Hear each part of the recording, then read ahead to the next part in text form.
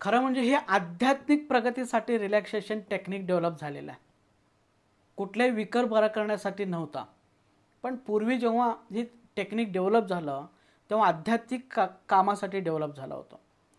म्हणून काही आध्यात्मिक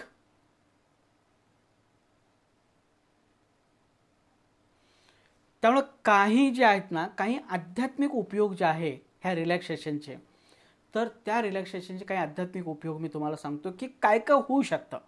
समजा मी जर काही दिवस कंटिन्यू रिलॅक्सेशन केलो तर माझ्यामध्ये आध्यात्मिक प्रगती काय होतील. मित्रांनो, फार इम्पॉर्टंट टेक्निक आहे, समजून घेणं खूप महत्त्वाचं आहे. पहिला असं आहे बघा की relaxation is the key to open the door of subconscious mind असं म्हणलेलं आहे. रिलॅक्सेशन म्हणजे आपलं जो अंतर्मन आहे, अंतर्मनाचा दरवाजा उघडण्याचा एक जबरदस्त की आहे, की चावी आहे. तुम्ही जर तुमचं शरीर पायापासून डोक्यापर्यंत असा हळूहळू रिलॅक्सेशन करत गेला, याला एक अर्धा ते पाऊण तास जातात सुरुवातीला. जर तुम्ही असं रिलॅक्सेशन करत गेला तर मित्रांनो लक्षात घ्या की अगदी काही दिवस 3 महिने 4 महिने 6 महिने असं जर समजा तुम्ही करत गेला तर ह्या रिलॅक्सेशनचे काय काय फायदे होऊ शकतात तुम्हाला सांगतो की it is the key to open the door of subconscious mind. म्हणजे आपले अंतर्मनाचे दरवाजा उघडण्याची एक चावी आहे. आपलं अंतर्मन 100% कधी ॲक्टिव्ह नसतो, कारण का त्याचा अधिकार चालत नाही. मी काल सांगितलं होतं, काल परवा सांगितलं होतं की आपलं अंतर्मन हे नोकर आहे, बाह्यमन हे मालक आहे. म्हणून आपण जेव्हा जागे असतो ना, हे सगळं जे आहे ना, सगळं अंतर्मनच हे सगळं कंट्रोल, बाह्यमनच कंट्रोल करत असतोय. आणि म्हणून अंतर्मन हा सुप्तपणे पडून असतो. पण जेव्हा तुम्ही रिलॅक्सेशन करता तर रिलॅक्सेशन केल्यानंतर ना अंतर्मनाचा जे बंद दरवाजा आहे तो बंद दरवाजा हळूहळू उघडतो. मग तुम्ही अंतर्मनाशी कम्युनिकेट करू शकता, अंतर्मनाशी संवाद साधू शकता. म्हणून असं म्हटलं जातं की नाही, when we are relaxed the subconscious mind opens, it becomes receptive. तर तुम्ही समजा, मी काल परवा सांगितलं होतं डोळे बंद करा आणि स्वयंसूचना घ्या, किंवा डोळे बंद करा आणि व्हिज्युअलायझेशन करा. तर मित्रांनो, फक्त डोळे बंद करून स्वयंसूचना घेऊन किंवा व्हिज्युअलायझेशन करून त्याचा फारसा उपयोग होत नाही. का उपयोग होत नाही, तर त्या तुमच्या अंतर्मनापर्यंत पोचत नाहीत. मग ह्यासाठी तुम्हाला खूप दिवस व्हिज्युअलायझेशन करायला पाहिजे, खूप दिवस तुम्हाला स्वयंसूचना घ्यायला पाहिजे. परंतु तेच जर समजा तुम्ही रिलॅक्सेशनमध्ये मास्टर झाला, रिलॅक्सेशनचे काही दिवस तुम्ही प्रॅक्टिस केला, तर रिलॅक्सेशनमुळं काय होतं की तुमचा जो अंतर्मनाचा दरवाजा बंद आहे तर तो दरवाजा हळूहळू उघडतो. आणि मग तिथून पुढं एकदा दरवाजा उघडला ना, तर त्यावेळी तुम्ही ज्या काय स्वयंसूचना घेता, ज्या काय व्हिज्युअलायझेशन करता काल सांगितल्याप्रमाणे, तर त्या व्हिज्युअलायझेशन, त्या स्वयंसूचना तुमच्या अंतर्मनामध्ये डेफिनेटली जातात. आणि अंतर्मन त्या सूचनाप्रमाणे, त्या स्वयंसूचनाप्रमाणे, त्या व्हिज्युअलायझेशनप्रमाणे डेफिनेटली काम करायला लागतं आणि डेफिनेटली आपल्यामध्ये बदल घडवून आणतं. म्हणून रिलॅक्सेशनमुळं आपलं अंतर्मनाचा दरवाजा उघडतोय. रिलॅक्सेशनमुळं आपलं अंतर्मन रिसिप्टिव्ह होतोय. रिसिप्टिव्ह होतो म्हणजे काय, की आपण ज्या स्वयंसूचना घेतो, आपण जे कल्पना करतो, त्या कल्पनांना, त्या स्वयंसूचनांना ते सहजपणे स्वीकारतं, ॲक्सेप्ट करतं. तुम्ही फक्त डोळे बंद केला आणि व्हिज्युअलायझेशन केला, डोळे बंद केला आणि स्वयंसूचना घेतला, जात नाही.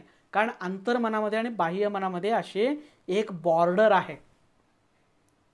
त्यामुळे हे बाह्यमनातून अंतर्मनामध्ये जाण्यासाठी हे अंतर्मनाचे दरवाजा उघडावा लागतो. आणि जेव्हा तुम्ही दरवाजा उघडताना त्याच वेळी बाह्यमनातून सूचना ही अंतर्मनामध्ये जातात, हे लक्षात घ्या. आणि हे दरवाजा उघडण्याचं जो काही काम आहे तो रिलॅक्सेशन करतो किंवा मेडिटेशन करतो. आणि म्हणून रिलॅक्सेशनला प्रचंड महत्त्व आहे. आणि relaxation takes you deeper into your subconscious mind असं म्हटलेलं आहे. म्हणजे जितकं तुम्ही जास्त रिलॅक्सेशन करत राहता, रोज रिलॅक्सेशन करता, कितीतरी दिवस तुम्ही रिलॅक्सेशन करता, तर त्यावेळी काय होतं बघा की जितकं तुम्ही जास्त प्रॅक्टिस कराल तितकं तुमचं अंतर्मन जास्त तुमच्यासाठी काम करायला लागेल. तुमचं जास्त ते गुलाम होईल. तुम्ही सांगेल ते जास्त प्रमाणामध्ये ते ऐकायला लागेल. कारण मनाचे एकूण अंतर्मनाचे एकूण 3 स्टेप्स आहेत. तर त्याला आपण म्हणतो अल्फा स्टेट ऑफ माइंड किंवा थीटा स्टेट ऑफ माइंड किंवा डेल्टा स्टेट ऑफ माइंड. तर अल्फा स्टेट ऑफ माइंड म्हणजे काय? अंतर्मनाची वरची अवस्था, वरवरची अवस्था, ज्याला आपण साखर झोप म्हणतो ती. त्याच्यानंतर थीटा स्टेट म्हणजे काय? अंतर्मनाचे आणि डीप स्टेट, खालचा मजला, अजून एक खाली मजला उतरायचं, एकदम खोल अवस्था. आणि डेल्टा स्टेट म्हणजे काय? तर अंतर्मनाचे एकदम खालचा कप्पा, शेवटचा कप्पा. असे अंतर्मनाचे 3 कप्पे असतात. हे कोणत्याही कप्प्यामध्ये तुम्ही जरी गेला आणि तिथं सूचना दिला, तिथं प्रोग्रामिंग केला, अंतर्मन काम करतोय. परंतु जेव्हा तुम्ही वेगवेगळे कप्प्यामध्ये उतरताना तर त्या ठिकाणी वेगवेगळे अनुभव तुम्हाला येतात. तुमचे कुठलेही स्वयंसूचना, कुठलेही व्हिज्युअलायझेशन हे काम करण्यासाठी, अंतर्मनापर्यंत जाण्यासाठी फक्त alpha state of mind sufficient आहे. रिलॅक्सेशन केलं, अल्फामध्ये तुम्ही जाता आणि तिथं तुम्ही व्हिज्युअलायझेशन केला, स्वयंसूचना घेतला, ते अंतर्मनामध्ये जातात आणि त्या पद्धतीने आपल्यामध्ये बदल होतोच. परंतु तुम्हाला वाटलं की मला अजून भरपूर काही करायचं आहे, अंतर्मनाचा जो खजिना आहे ते मला लुटायचा आहे, असं जर तुम्ही म्हटलं ना तर तुम्ही जास्तीत जास्त वेळा रिलॅक्सेशन करा. कारण जेवढं जास्त वेळ तुम्ही रिलॅक्सेशन करता ना तेवढं जास्त तुम्ही अंतर्मनाच्या खोलच्या कप्प्यात जाता. आणि जेवढं तुम्ही खालच्या कप्प्यात जाता, खोल अवस्थेमध्ये जाता, तेवढं वेगवेगळ्या असे पॉवर्स अंतर्मनाचे आपल्याला मिळायला लागतात. तुम्हाला एक सांगतो की अंतर्मनाकडे आपल्या देवा इतकी ताकद आहे. ज्याला तुम्ही देव म्हणता, अल्लाह म्हणता, गॉड म्हणता, युनिव्हर्सल माइंड म्हणता, निसर्ग म्हणता, तर ते त्याच्याकडे जेवढी ताकद आहेत ना तेवढी ताकद आपल्या अंतर्मनाकडे आहे. कारण अंतर्मन हा निसर्ग, युनिव्हर्सल माइंडचा एक पार्ट आहे.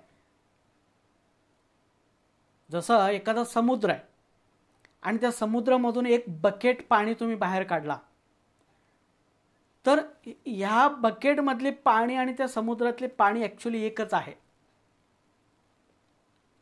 त्या पाण्याकडे जे काही समुद्रातले पाण्याकडे जेवढी काही कॅरेक्टर्स आहेत ना ती सगळी कॅरेक्टर ह्या बकेटमधल्या पाण्याला आहेत. समुद्रातली पाण्याकडे जेवढी ताकद आहे तेवढीच ताकद ह्या पाण्याकडे आहे. तसं आपला आत्मा म्हणजे अंतर्मन, अंतर्मन हे, आत्मा हे परमात्माचा एक अंश आहे. Subconscious mind is a part of universal mind. त्या देवाचा अंश आहे. म्हणून त्या युनिव्हर्सल माइंडकडं, त्या देवाकडं, त्या निसर्गाकडं जेवढी ताकद आहे तेवढीच ताकद आपल्या अंतर्मनाकडे आहे. मी अंतर्मन म्हणजे काय, देव म्हणजे कोण वगैरे फार तर वेळ मिळाल तर पुढं मी काही 10-12 सिरीज ह्याच्यावरती घेऊ शकतो. पण आत्ता तात्पुरतं तुम्ही लक्षात घ्या, आपलं अंतर्मन म्हणजेच देव असतो. म्हणून अध्यात्मामध्ये म्हणलेलं असतं की अहम ब्रह्मास्मी, मीच देव आहे, आत्मा परमात्माचा अंश आहे असं म्हणलेलं असतो. त्याचं कारण तेच आहे की आपलं अंतर्मन म्हणजेच त्या युनिव्हर्सल माइंडचं एक प्रतिनिधी आहे. म्हणून जेव्हा तुम्ही खोल कप्प्यात जाता अंतर्मनाच्या, त्यावेळी बरेचसे अशा गोष्टी आपल्याकडे येतात. तर ते म्हणजे की तुमच्यामध्ये इंट्युशन पॉवर डेव्हलप होतो. इंट्युशन पॉवर म्हणजे काय की तुमच्याकडं तुमचं अंतर्मन तुमच्याबरोबर सतत बोलायला लागतं. समजा तुम्ही एखादा कामाला मी हे काम करू का नको असं जर विचार आला ना, तर पहिल्यांदा तुमचं अंतर्मन तुम्हाला सांगायला लागतं हे काम करू नको, ते होत नाही, किंवा हे काम कर, ते काम होतोय. तुमचं अंतर्मन तुमच्याशी बोलायला लागतं. जेवढे काही सायंटिस्ट होते तर त्या लोक नैसर्गिकपणे इंट्युटिव्ह होते. नैसर्गिकपणे त्यांचं अंतर्मन त्यांना गाईडलाईन द्यायचं, मार्गदर्शन करायचं. आणि हे आज जे एक्स्ट्राऑर्डिनरी माणसं आपण म्हणतो, यशस्वी माणसं, हे इंट्युटिव्ह असतात, नैसर्गिकपणे इंट्युटिव्ह असतात. त्यांचं अंतर्मन त्यांना मार्गदर्शन करत असतं.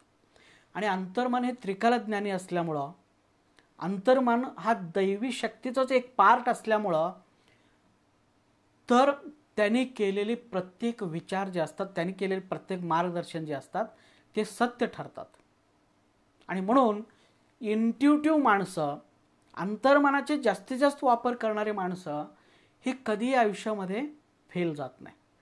कारण का, तर अंतर्मन कधीही चुकीचं सांगत नाही, ते त्रिकाल सत्य असतं. म्हणून हे सगळे जे मोठे माणसं असतात ना, समजून घ्या, हे सगळी मोठी माणसं हे अंतर्मनाच्या मदतीनेच मोठे झालेले आहे. तुम्ही सगळ्या सायंटिस्ट लोकांचे आत्मचरित्र वाचा. कोणी म्हटलं की मला स्वप्नामध्ये असं दिसलं, कोणी म्हटलं की मी रात्री झोपत होतो आणि झोपत असताना मला असं सुचलं, किंवा मी पहाटे असं जागे झालो आणि माझ्या डोक्यामध्ये आयडिया आले आणि त्या आयडियाप्रमाणे मी काम केलो आणि सक्सेस झालं.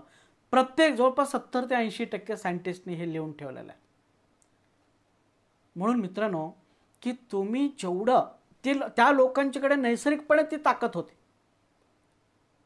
परंतु जर आपल्याकडं ती नैसर्गिकपणे देणगी जर नसेल तर तुम्ही रिलॅक्सेशनने डेव्हलप करू शकता. तुम्ही जितकं जास्त रिलॅक्सेशन कराल तितकं अंतर्मन तुमच्यामध्ये इंट्युशन पॉवर वाढवायला लागेल, अंतर्मन तुमच्याबरोबर बोलायला लागेल आणि तुम्ही विचारलेले प्रश्नांची उत्तर द्यायला लागेल. तुम्ही जर रात्री झोपी जाताना एखादा प्रश्न टाकला की असा असा प्रश्न आहे, मी काय करू, तर त्यावेळी अंतर्मन तुम्हाला ते योग्य मार्गदर्शन करेल. स्वप्नाच्या रूपामध्ये करेल, रात्री अचानक तुम्हाला जाग येईल आणि त्या आयडियाज तुमच्या डोक्यामध्ये तरंगायला लागतील आणि कधीही त्या आयडियाज तुमच्या आतमध्ये वर येतील आणि अंतर्मन सांगेल तू या पद्धतीने कर आणि सक्सेस होशील. त्यामुळे रिलॅक्सेशनमुळे इंट्युशन पॉवर डेव्हलप होतो, हे तुम्ही लक्षात ठेवा. आणि रिलॅक्सेशनमुळे तुम्ही कुठल्याही प्रकारचे चांगलं प्लॅनिंग करू शकता. अंतर्मनाकडून तुम्ही कुठल्याही प्रश्नांची उत्तर घेऊन पुढे तुमच्या आयुष्यामध्ये तुम्ही वाटचाल करू शकता, हे तुम्ही लक्षात घ्या. त्याच्यानंतर रिलॅक्सेशन जो माणूस कंटिन्यू करतो तर त्याच्यामध्ये अतिंद्रिय शक्ती विकसित होतात. अतिंद्रिय शक्ती फक्त ज्या लोकांचा विश्वास आहे ती लोक ऐका, बरोबर. तर हा बुद्धाने दिलेला टेक्निक आहे. तर बुद्ध कंटिन्यू रिलॅक्सेशन करायचे आणि रिलॅक्सेशन करता करता त्यांच्यामध्ये ह्या सगळ्या क्षमता विकसित झाले होते आणि बुद्धत्व त्यांना प्राप्त झाला होता.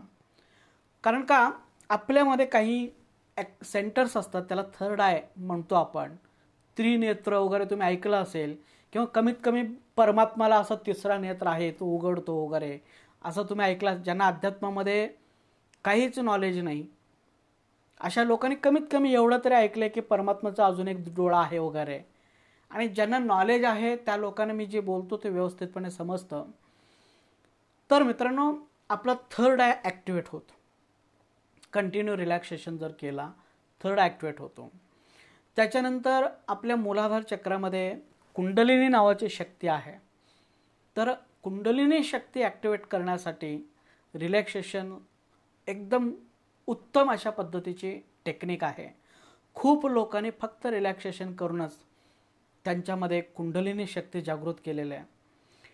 त्याच्यानंतर आपल्या शरीरामध्ये बरेचसे चक्र आहेत, मुख्य 7 चक्र आहेत. अगदी मूलाधार चक्रापासून सहस्त्रार चक्रापर्यंत अशी 7 चक्र आहेत, तुम्हाला सगळ्यांना माहीत आहे. आणि तुम्ही फक्त रिलॅक्सेशन जरी करत गेला तर आपोआपच ते चक्र डेव्हलप होतात, ॲक्टिवेट होतात.